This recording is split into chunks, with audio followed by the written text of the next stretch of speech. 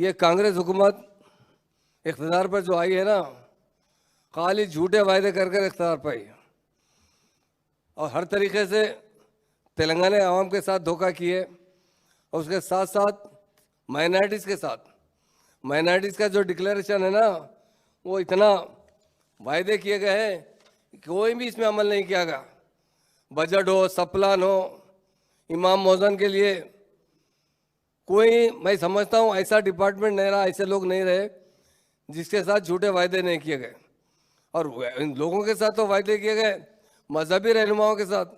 इमाम मौजूद हजरात को कांग्रेस यहाँ पर 48 साल हुकूमत कर चुकी है, अभी ये 2 साल मिलाकर 50 साल हो चुके हैं। कभी भी मुसलमानों के तरक्की के बारे में नहीं सोचा। इमाम और मौजूद हजरात के साथ भी KCR साहब ने अपने दौरे हुकूमत में 5,000 रुपये हदिया दिया। हर मस्जिद के लिए इमाम साहब को 5,000, मौजूद साहब को 5,000। कांग्रेस आकर क्या बोली, हम 10,000 देंगे, एक पैसा भी नहीं दिया गया और वो 5,000 भी पेंडिंग है बहुत से। उसी तरह बजट में कहा गया, वायदा किया गया, पास किया गया, मगर बजट में KCR साहब के पीरियड में जो खर्चा हुआ करता था उससे भी 50% खर्चा किया गया। खाली झूठे वायदे कर कर, झूठे तसल्ली देकर मुसलमानों को गुमराह किया गया और तेलंगाना की आवाम को भी गुमराह किया गया। मुसलमानों को ऐसे ऐसे सब्ज़बाग दिखाए गए। और मैं समझता हूँ रेवंत रेड्डी साहब कांग्रेस के चीफ मिनिस्टर नहीं है, बल्कि मोदी साहब के नक्शे कदम पर चल रहे हैं। माइनॉरिटी को आज तक 2 साल के करीब हो चुके हैं, एक भी माइनॉरिटी मिनिस्ट्री नहीं दी गई और हर शोबे हयात में मुसलमानों को नज़रअंदाज किया गया। मैं एक बात मीडिया के ज़रिए मुस्लिम भाइयों को बताना चाहता हूँ, तेलंगाना के आवाम को बताना चाहता हूँ। 1948 से 2014 तक आप तारीख उठाकर देख लीजिए, फिसादात होते रहे हिंदू मुस्लिम। मगर KCR साहब 2014 में जब पावर में आए, मुकम्मल तरीके से कोई रोकने वाले लीडर है वो KCR साहब है। तेलंगाना में फिसादात को 2014 से 2023 तक एक भी दंगा फिसाद नहीं हुआ। अमन से, भाईचारगी से, प्यार और मोहब्बत से हिंदू मुस्लिम गंगा जमुना तहजीब किसी स्टेट में है वो तेलंगाना स्टेट में थी। मगर जैसा कांग्रेस पावर में, कई जगह फिसादात हुए।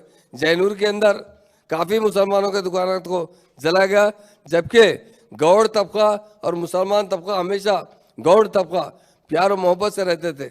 मगर लोग आकर उसमें नष्ट किया गया प्यार और मोहब्बत को और हवा देकर दंगे फिसाद करा गए। और ख़ास तौर से हमारे चीफ मिनिस्टर साहब एक दौरा भी नहीं किए, रेवंत रेड्डी साहब। और हम ये बात बताना चाहते हैं, हमारे बहुत से लीडर्स कोड़ंगल जाकर आए। अरे चीफ मिनिस्टर की कॉन्स्टिट्यूंसी में किस तरह हो सकता बताइए। कोड़ंगल के अंदर दरगाह के एक छिल्ले को डैमेज किया गया, जो रेवंत रेड्डी साहब खुद उस दरगाह के छिल्ले को जानते हैं। उसी तरह ग्रेवयार्ड्स, 2 ग्रेवयार्ड्स को निस्तो नाबूद किया गया। क्या ये जमहूरियत है? क्या ये मुसलमानों के साथ आपका इंतकामी जज्बा है? आप कांग्रेस पार्टी के चीफ मिनिस्टर हैं और देख रहे हैं यूपी की तरह यहाँ पर मुसलमानों पर जुल्म किया जा रहा है। मैं ये बताना चाहता हूँ कि रेवंत रेड्डी साहब ना कोड़ंगल गए हैं भाई, ना उस पर कंट्रोल करने की कोशिश की है। इसीलिए रेवंत रेड्डी साहब से और ख़ासतौर से DGP साहब एक सेकुलर होते हैं, उनसे भी मेरी गुजारिश है कि लैंड ऑर्डर तेलंगाना का सबसे अहम है और ख़ास तौर से हर कौम के लोगों को अमन से रहने के लिए ये हुकूमत का फ़र्ज़ बनता है कि उसकी अमलावरी किया जाए। मगर कोड़ंगल के अंदर जो वाक़या हुआ है, अभी तक हमारा कोई मिनिस्टर, कोई चीफ मिनिस्टर भी वहाँ पर नहीं गए। और एक बात बताना चाहता हूँ, वायदे तो बहुत किए गए मगर नुकसान पहुँचाने के लिए कोई कसर बाकी रखने वाले नहीं हैं चीफ मिनिस्टर साहब। अब वक्फ बोर्ड के अंदर जो हमारा बिल पास हुआ है पार्लियामेंट के अंदर, जो एंटी वक्फ बोर्ड बिल था उसे कानून बनाया गया। कानून के अंदर ख़ास तौर से हमारे CM साहब के इंस्ट्रक्शन पर हमारे जो MLC पार्लियामेंट मेंबर्स हैं, उन्होंने ख़ास तौर से सुरेश रेड्डी साहब ने डटकर पार्लियामेंट में जवाब दिया, ये मुसलमानों पे जुल्म है, ये मुसलमानों की जायदाद उनके बाप दादा, उनके बुजुर्गों ने छोड़ा है, वो मंशा वक्फ के तहत छोड़ा है ताकि मंशे के तहत उन लोगों की तरक्की पर काम आए। मगर ये भी मोदी साहब कभी भी ये बर्दाश्त नहीं कर सकते कि मुसलमान तरक्की करें, मुसलमान तालीम हासिल करें, मुसलमान अच्छी ज़िंदगी गुजारे। उन्होंने कानून बनाते हुए ख़ासतौर से वक्फ बोर्ड में तरमीम किया गया और किसी स्टेट में उस पर अमलावरी नहीं की। मगर हमारे रेवंत रेड्डी साहब को राहुल गांधी की खबर नहीं है। उनको अगर ज़्यादा फिक्र है तो मोदी साहब की ज़्यादा फिक्र है।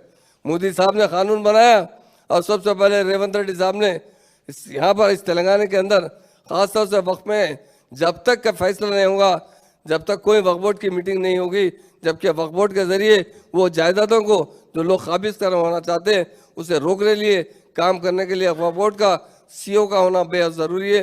वक्फ बोर्ड को अमली तरीके से काम करना चाहिए। हमारे मेंबर्स परेशान हैं। वक्फ बोर्ड के तहत मस्जिदों के जो इंतजाम होते हैं, वक्फ प्रॉपर्टी की जो हिफाजत की जाती है, वक्फ बोर्ड की कानून जब तक पास नहीं होगा या वहाँ से जो आर्डर्स नहीं आएंगे, जब तक वक्फ बोर्ड की मीटिंग को भी कैंसिल करने वाले लीडर है वो रेवंत रेड्डी साहब है और बासाब्ता आर्डर्स निकाले हैं। इसलिए हमारा हुकूमत से डिमांड है वक्फ बोर्ड में इमीडिएट सीईओ होना चाहिए, अच्छे से अच्छा सीईओ होना चाहिए ताकि वक्फ के कानून को जान सके, वक्फ बोर्ड की हिफाजत कर सके। और ये कांग्रेस हुकूमत हमेशा से कभी भी 48 साल में कोई नहीं की जो केसीआर साहब ने अपने 2 साल के अंदर रेजिडेंशियल स्कूल ओपन किए, क्योंकि तालीम बहुत अहम चीज़ है। तालीम देने वाला कोई लीडर है वो केसीआर साहब है। मैं एक बात बताना चाहता हूँ, मौलाना अबुल कलाम आज़ाद साहब पहले वजीर तालीम थे। उन्होंने अपने पहले खुतबे में कहा था कि मुसलमानों तालीम हासिल करो, अच्छी तरक्की करो, तालीम बहुत ज़रूरी है। मगर कभी भी कांग्रेस अपने 48 साल दौर में मुसलमानों के लिए रेजिडेंशियल स्कूल नहीं खोले। अगर कोई खोले तो सिर्फ 10 रेजिडेंशियल स्कूल खोले।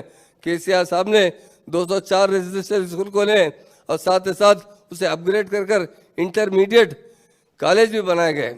मैं यही कहना चाहता हूँ, मुस्लिम भाइयों से कहना चाहता हूँ, देखिए आप जो इंसान आपको तालीम देता है, तो इंसान आपको अच्छी तरीके से रहने की एक जो आपकी ख्वाहिश होती है उसे पूरा करना चाहने वाला लीडर